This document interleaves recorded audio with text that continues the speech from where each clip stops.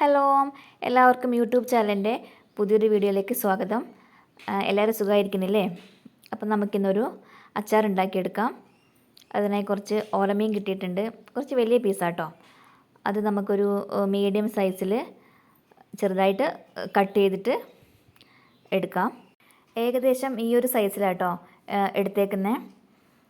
ഇനി നമുക്ക് കുറച്ച് കൊഴുപ്പ് കിട്ടാൻ വേണ്ടിയിട്ട് കുറച്ച് കസ്കസ് എടുത്തിട്ട് കുറച്ച് വെള്ളമെല്ലാം ഒഴിച്ച് കുതിർക്കാൻ വേണ്ടി വെച്ചിട്ടുണ്ട്. അത് നല്ലോണം ഒന്ന് കുതിർത്ത് സെറ്റാകട്ടെ. അപ്പോഴത്തേക്ക് നമുക്ക് മീനിലേക്ക് വേണ്ട മസാലകൾ ചേർത്ത് കൊടുക്കാം.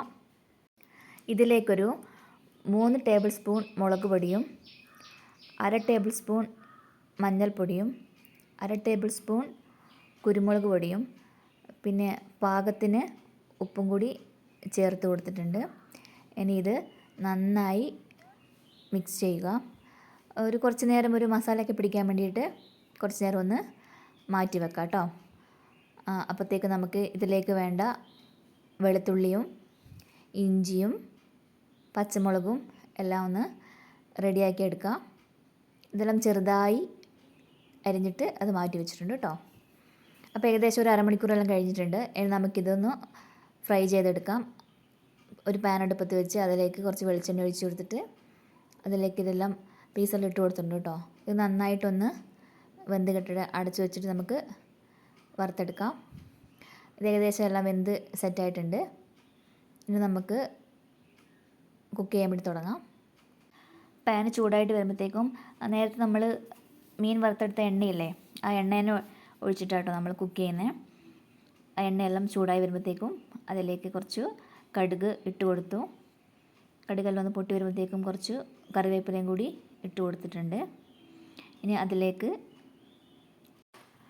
ഇതിലേക്ക് ഇഞ്ചി ചെറുതായി അരിഞ്ഞത് ചേർത്ത് കൊടുത്തിട്ടുണ്ട്.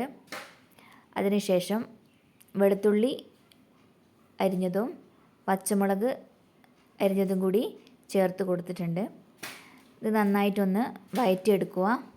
നല്ലോണം മൊരിഞ്ഞ് കിട്ടുമൊന്നും വേണ്ട, ഒരു പകുതിയോളം വെന്ത് കിട്ടിയാൽ മതി.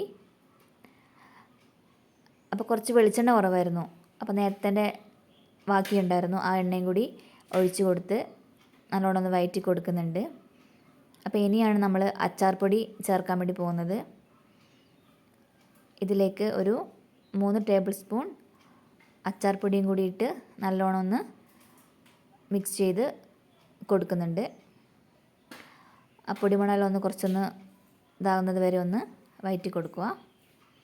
അപ്പോൾ ഏകദേശം ഒന്ന് ക്ലിയർ ആയിട്ട് വന്നിട്ടുണ്ട്. ഇനി ഇതിലേക്ക് അടുത്ത് ചേർത്ത് കൊടുക്കേണ്ടത് നേരത്തെ നമ്മൾ കസ്കസ് കുതിർക്കാൻ വേണ്ടി വെച്ചിട്ടില്ലേ, അത് നല്ല പേസ്റ്റായിട്ട് മിക്സിയിൽ അരച്ചെടുക്കുക. അത് നമുക്കിതിലേക്ക് ആഡ് ചെയ്ത് കൊടുക്കാം. ഇത് നമ്മൾ അച്ചാറിന് കുറച്ച് നല്ലതായിട്ട് കൊഴുപ്പ് കിട്ടാൻ വേണ്ടിയിട്ടാണ് ഉപയോഗിക്കുന്നത്. അപ്പോൾ ഇതും കൂടി ചേർത്ത് കൊടുത്തിട്ട് നന്നായിട്ടൊന്ന് ഇളക്കി കൊടുക്കാം. ഉപ്പ് കുറച്ച് കുറവായിരുന്നു കേട്ടോ, അതുകൊണ്ട് 1 ടേബിൾ സ്പൂണും കൂടി ഉപ്പ് ഇട്ട് കൊടുക്കുന്നുണ്ട്.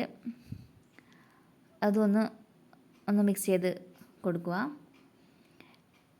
ഇനി ഇതൊക്കെ ഏകദേശം ഒന്ന് കുറച്ച് വെള്ളമെല്ലാം പറ്റി കുറച്ചൊന്ന് റെഡിയായി വന്നിട്ടുണ്ട്.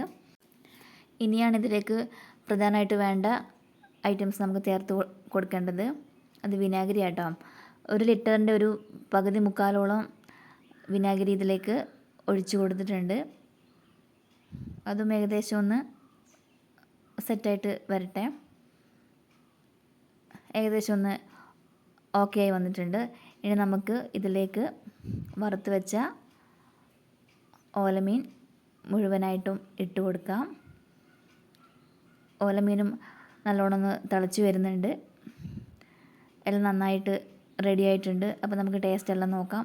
ഉപ്പ് കുറവുണ്ടെങ്കിൽ ഉപ്പും എല്ലാം ഒന്ന് ഇട്ട് കൊടുക്കാം. അപ്പോൾ ഇവിടെ ഓലമീൻ്റെ അച്ചാർ റെഡി ആയിട്ടുണ്ട്. എല്ലാവരും ഒന്ന് ഇതുപോലെ ട്രൈ ചെയ്ത് നോക്കുക. അപ്പോൾ പുതിയൊരു വീഡിയോ ആയിട്ട് കാണുന്നവരെ എല്ലാവർക്കും ടാറ്റാ.